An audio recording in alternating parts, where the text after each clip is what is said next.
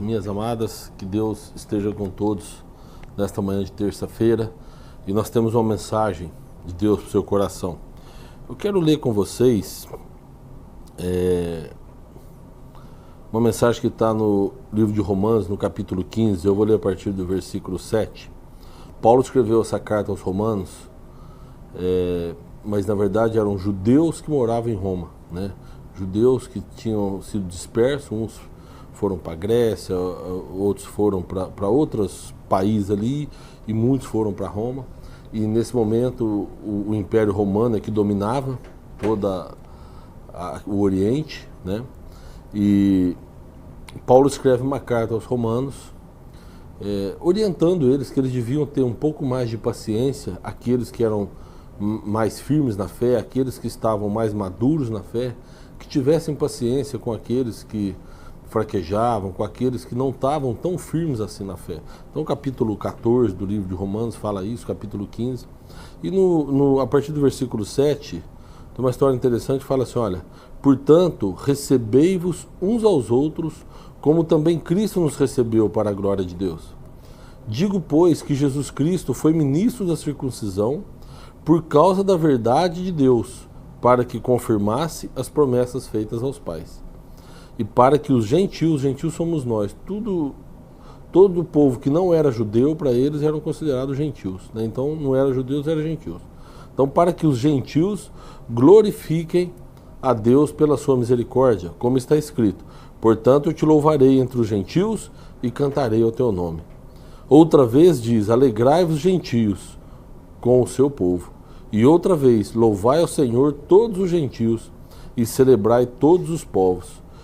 E outra vez diz Isaías: uma raiz em Jessé haverá, e naquele que se levantar para reger os gentios esperarão. Ora, o Deus de esperança vos encha de todo gozo e paz em crença, para que abundeis em esperança pela virtude do Espírito Santo.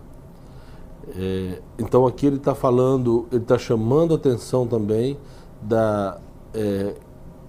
que os gentios, ou seja, aqueles que não são judeus, seriam chamados também para a glória de Deus, seriam chamados para o reino de Deus, né? Mas no versículo 12 ele fala: outra vez diz Isaías: uma raiz em Jessé haverá. Eu vou ler esse texto aqui de Isaías que ele fala, no capítulo 11 de Isaías. Eu quero fazer um apanhado de vários textos, depois nós vamos fechar essa história.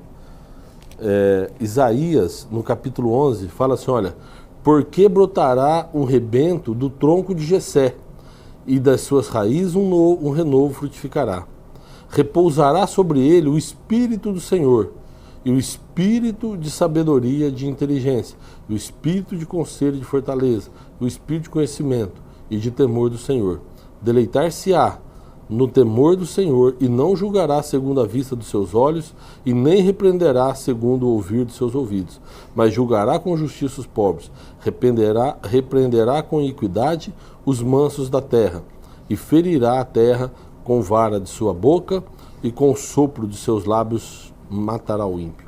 Olha só, Paulo cita que Isaías já havia falado sobre o rebento de Jessé, e aqui o capítulo 11, Isaías fala: porque brotará um rebento do tronco de Jessé, e das suas raízes um renovo frutificará, e repousará sobre ele o Espírito do Senhor. Lembra quando Jesus é batizado e que vem o Espírito de Deus como pomba?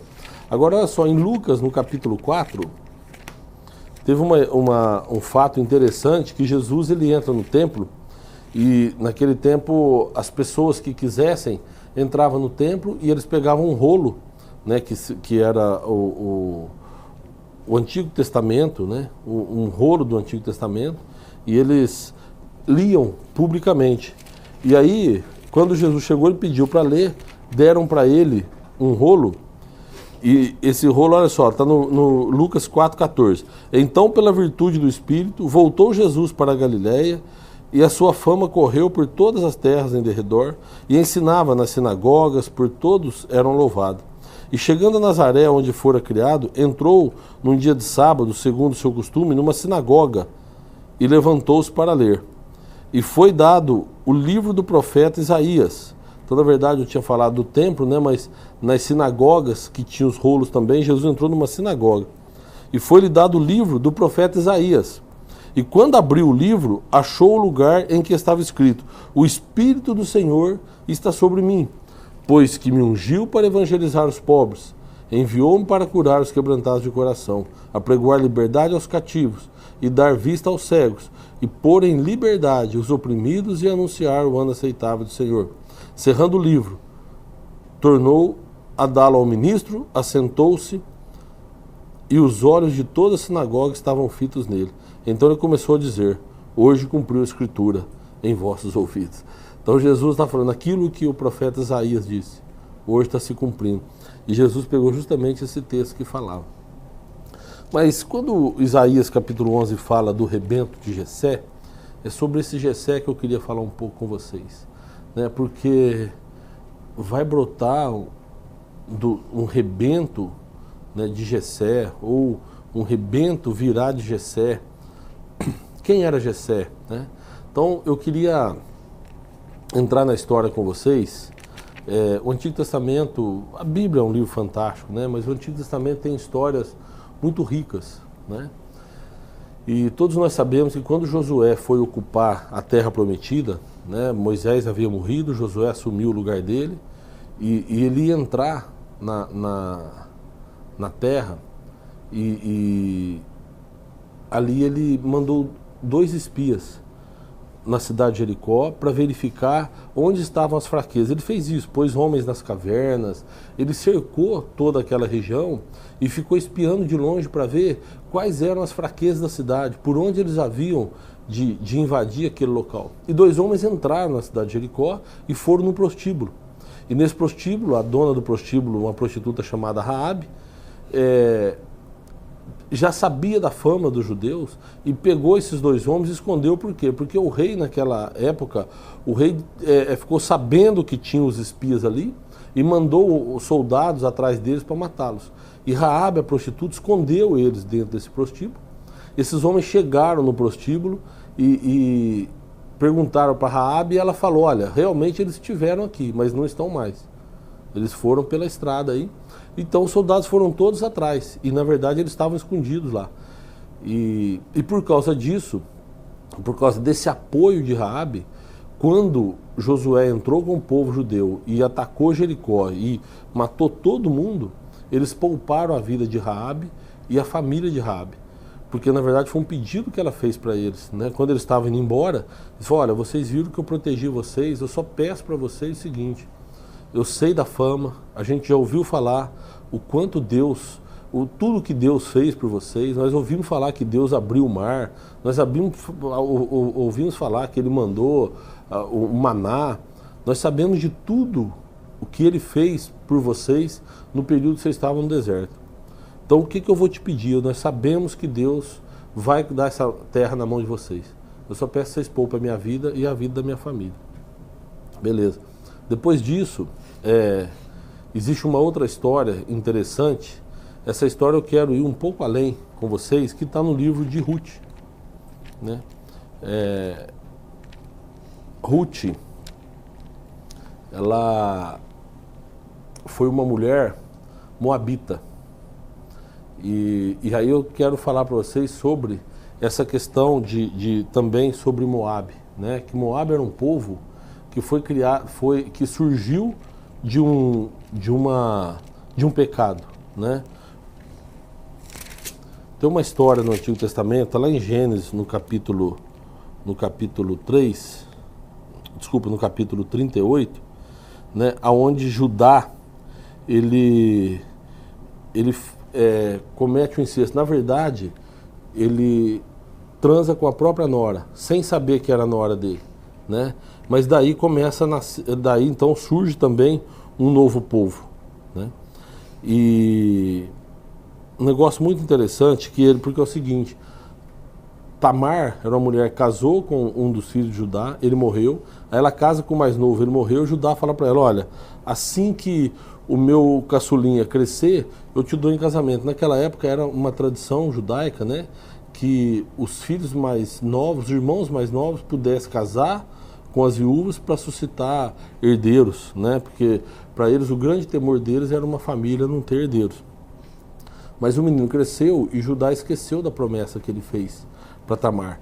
Então ela, que estava na casa do pai dela esperando, ficou sabendo disso, ela colocou um véu, né, na cabeça, se vestiu de prostituta e foi, e acabou deitando com o próprio sogro, que era Judá, e dali veio então, eles tiveram um filho, ela engravidou, né, e dali eles tiveram um filho. Mas o que eu quero falar com vocês sobre o livro de Ruth é que quando teve fome, esse era na época do juízo, teve fome na terra dos judeus, e eles então foram para a terra de Moabe, né, lá para os campos de Moabe, que também é um povo que surgiu de um incesto, de um pecado muito grande, que foi quando Ló ficou bêbado, aí uma das filhas dele dormiu com ele e dali teve um filho, e desse filho veio o povo moabita. E aí então tem fome lá na terra dos judeus, e tem uma família, Elimeleque e Noemi, com 2 filhos, saem de lá e vão para essa terra dos moabitas, né, que era um povo que tinha vindo já de um pecado. E ali eles constituem família. Ali os 2 filhos de Elimeleque constituiu família. Então, agora é que eu quero entrar na história, depois nós vamos fechar tudo isso, né?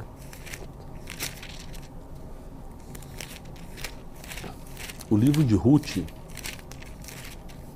fala da história desse casal, de Elimeleque e Noemi, fala dos 2 filhos, que eles tiveram esposas, uma chamada Ruth e a outra chamada Orfa.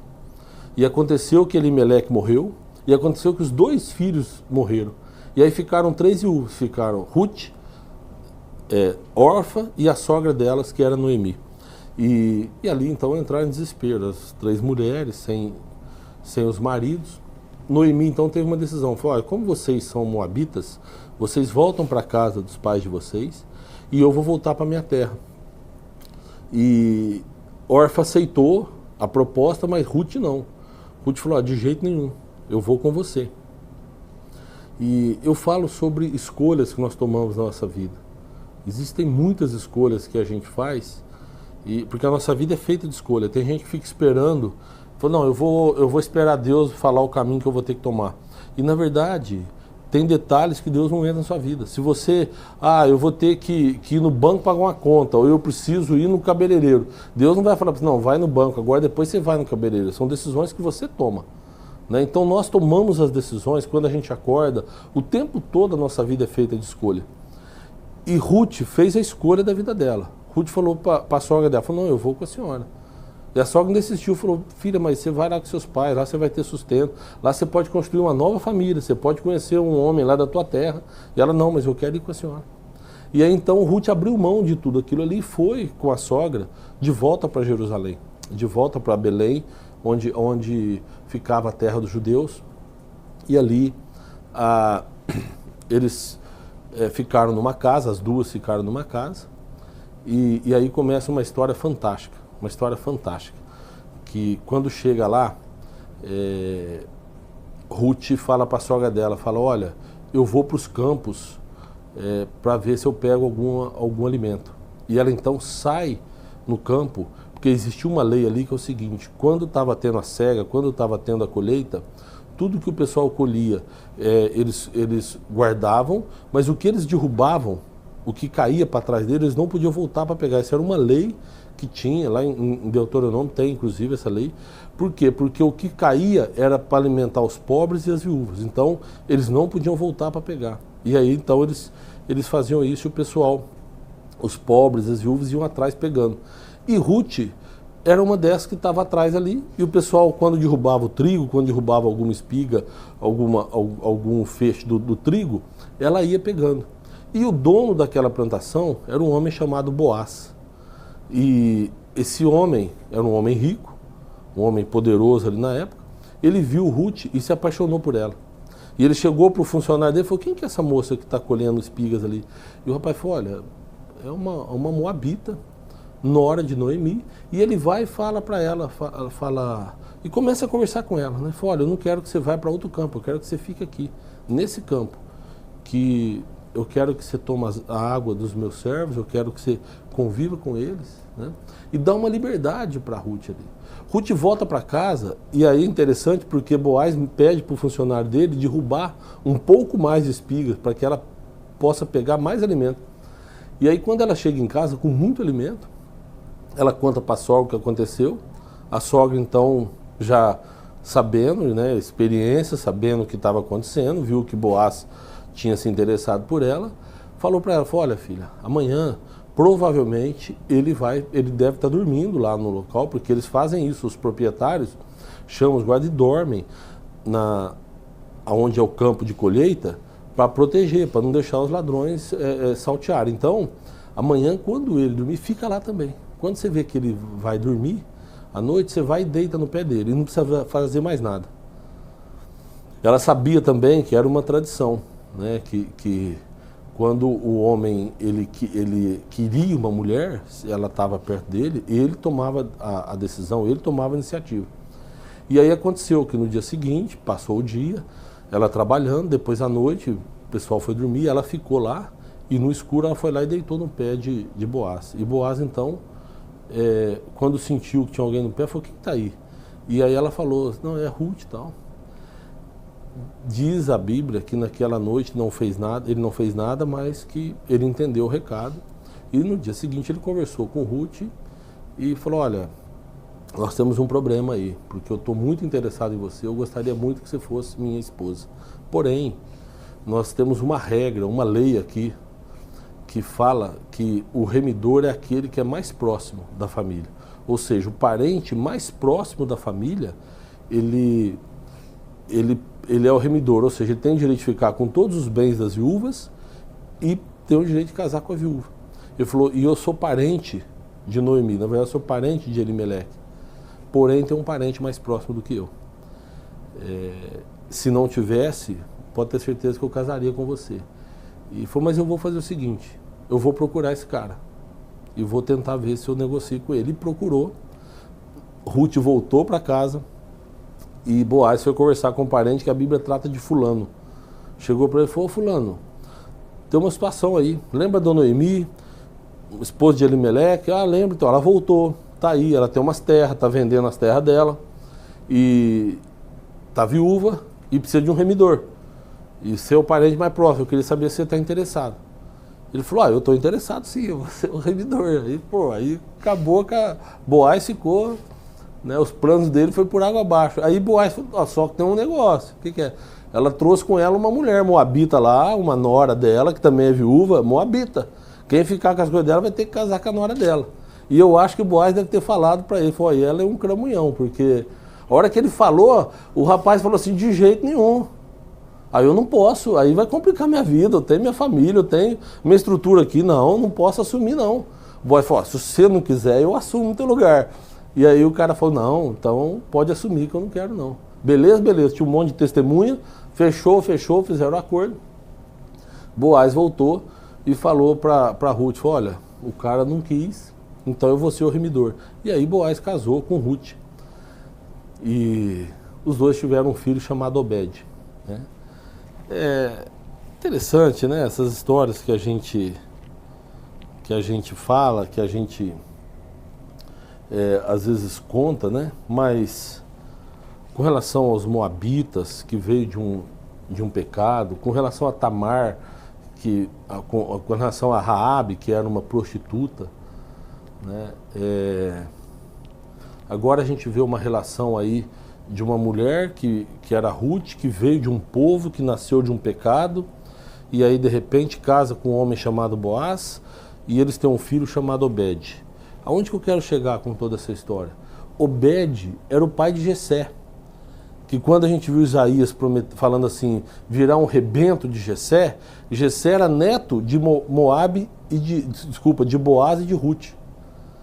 Aí, então, eu queria só que vocês entendessem aonde que eu quero chegar, para dizer para vocês o seguinte, nós não devemos acusar as pessoas, nós não podemos levantar acusações contra pessoas que a gente não sabe. O contexto histórico pode fazer com que a pessoa seja a pior pessoa do mundo, ou pode ser que ela venha de uma descendência terrível. Porém, o que Deus faz, os planos de Deus, eles se concretizam na vida de cada um segundo a vontade dele. E nós não vamos impedir e nem atrapalhar os planos de Deus. O reino de Deus, ele está posto, Jesus Cristo veio para salvar pessoas e é isso que vai acontecer, nós querendo ou não. Então o que eu queria falar para você é o seguinte: nós temos a oportunidade de participar disso. Nós temos a oportunidade de fazer parte de tudo isso, independente de onde cada um veio. E nós não devemos julgar, né? No primeiro livro do Novo Testamento, que é o livro de Mateus, o Mateus escreveu e ele começa a escrever na genealogia de Jesus. E olha que interessante, ele fala: livro da geração de Jesus Cristo, filho de Davi, filho de Abraão. Abraão gerou Isaac, Isaac gerou Jacó, Jacó gerou Judá e a seus irmãos. Judá gerou de Tamar a Pérez. Lembra que eu falei? Judá, ele praticou sexo com a própria nora. E dessa relação incestuosa de Judá e Tamar, nasceu Pérez. E Pérez, a Zerá. Pérez gerou Esrom, e Esrom gerou Arão. Arão gerou Aminadab, e Aminadab gerou Nasson, e Nasson gerou Salmão. Então aqui, Salmão veio na descendência de uma relação de Judá com a nora, Tamar. Salmão gerou de Raabe a Boaz. Então olha para você ver, aí Salmão, o que ele fez? Ele conheceu a prostituta Raabe, que tinha protegido os judeus e que tinha sido poupada a vida dela. E Salmão, que é esse homem que surgiu de um pecado, ele vem e casa com essa prostituta. E Salmão e Raabe geraram um filho chamado Boaz. Boaz é esse cara que era o fazendeiro rico, que casou com a moabita, que veio de uma relação incestuosa de Ló com a filha. Os moabitas, eles não tinham nenhuma comunhão com os judeus, por causa dessa relação incestuosa. E aí, vem Boaz, aquele homem que veio já de descendência tanto paterna quanto materna de pecados contra a lei daquela época, e ele então casa com Ruth, né? E os dois geraram Obed. E Obed gerou Jessé. E Jessé é o pai de Davi. Então olha o que fala aqui a Bíblia. Judá gerou de Tamar a Pérez, Pérez gerou Esrom, Esrom gerou Arão. Arão gerou Aminadab, Aminadab gerou Nasson, e Nasson gerou Salmão. Salmão gerou de Raabe a Boaz, e Boaz gerou de Ruth a Obed, e Obed gerou Jessé. Jessé gerou o rei Davi, e o rei Davi gerou Salomão, da que foi mulher de Urias. Olha, e aí Salomão nasce de uma relação que Davi teve fora do casamento com a esposa de um soldado dele, que talvez tenha sido o maior pecado de Davi, né? Que ele mandou matar o soldado, e ficou com a esposa dele, e dessa relação veio Salomão. Salomão gerou Roboão, Roboão gerou Abias, Abias gerou Asa, Asa gerou Josafá, Josafá gerou Jorão, e assim vem, e assim vem. São 14 gerações, mais 14 gerações, mais 14 gerações. Zorobabel gerou Abiúde, Abiúde gerou Eliaquim, Eliaquim gerou Azor, Azor gerou Sadoc, Sadoc gerou Aquim, Aquim gerou Eliúde, Eliúde gerou Eleazar, Eleazar gerou Matã, e Matã gerou Jacó. Jacó gerou José, o marido de Maria, da qual nasceu Jesus Cristo. O que eu quero dizer para você, meu amado, é que nós não vamos impedir os planos de Deus. E quando você olha para o seu irmão e vê nele um pecado, é porque você não tem o olhar de Cristo, você não tem o olhar de Deus. Porque na descendência, ou na ascendência de Jesus, né, existe casos em que talvez se fossem julgados hoje pela nossa sociedade, jamais poderia permitir que o Filho de Deus, que o Messias, que o Remidor dos gentios, que somos nós, pudesse ter vindo dessas relações. Nós falamos de um pai que teve filho com a própria filha, de um sogro que teve filho com a própria nora, de um rei que mandou matar um soldado fiel para ficar com a esposa dele e dali nasceu outro filho, e de tudo isso veio vindo a geração que nasceu o Messias, que nasceu o Salvador. Nós precisamos parar com essa coisa de apontar o pecado dos nossos irmãos, de apontar os erros e imaginar que por causa dos erros, por causa dos pecados, eles estão fora do reino de Deus. Não. Nós temos que olhar para as pessoas com o olhar de Cristo. Nós temos que olhar para a pessoa, assim como Paulo falou, o primeiro texto que nós lemos aqui, Romanos 15, quando Paulo escreve aos Romanos: portanto, recebei-vos uns aos outros, como também Cristo nos recebeu para a glória de Deus. Digo, pois, que Cristo foi ministro da circuncisão, ou seja, da aliança, por causa da verdade de Deus, para que confirmasse as promessas feitas aos pais, e para que os gentios glorifiquem a Deus pela sua misericórdia. Como está escrito: eu louvarei entre os gentios e cantarei o teu nome. Depois fala no versículo 12: outra vez Isaías disse: uma raiz em Jessé haverá, e naquele que se levantar para reger os gentios esperarão. Ora, o Deus de esperança vos encha de todo gozo, paz e crença, para que abundeis em esperança pela virtude do Espírito Santo. O Espírito Santo na nossa vida é o que rege a nossa vida.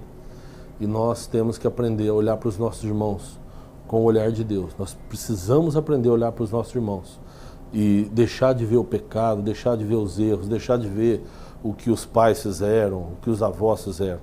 Nós temos que olhar e falar: aqui tem uma alma e esta alma é amada por Deus. E nós precisamos então enxergar, além do pecado, nós precisamos enxergar a essência do ser humano, nós precisamos enxergar pela alma, né? Que é isso que Deus quer. Deus quer povoar o céu com as nossas almas, né? Deus quer povoar o céu. Esse corpo nosso fica, mas o nosso espírito vai se juntar à alma, e nós temos um Deus poderoso que nos ama e Ele quer nos levar para o céu. Então, que fique essa mensagem. Se você se acha forte na fé, cuidado, olha para o seu irmão que está fraco, olha para aquele que tá caindo, olha para aquele que está em pecado, mas olhe com o olhar de Deus, com o olhar de perdão, e eu tenho certeza que você vai fazer grandes coisas na vida desse irmão. Amém? Deus te abençoe. Vamos orar? Que, Senhor, nós te agradecemos, Pai, pela oportunidade de aprendermos um pouco mais sobre o Senhor. Pai, essa história que nós vimos hoje, uma história fantástica, que junta pelo menos 5 livros da Bíblia, mas que se formam numa só história. Histórias de erros, histórias de escolhas erradas, mas que pela misericórdia do Senhor acabou dando um resultado maravilhoso, que foi o nascimento de Cristo Jesus. Nós te agradecemos, ó Deus, pelo teu amor e pela tua misericórdia sobre nós. Nós sabemos, Pai, que se fosse pelo olhar humano, nós não teríamos salvação, mas pelo olhar do Senhor, pelo olhar do teu Santo Espírito, é que nós vamos atingir a vida eterna, porque a tua misericórdia, o teu amor nos alcançou. Então, Senhor, nós podemos dizer que a tua graça nos basta.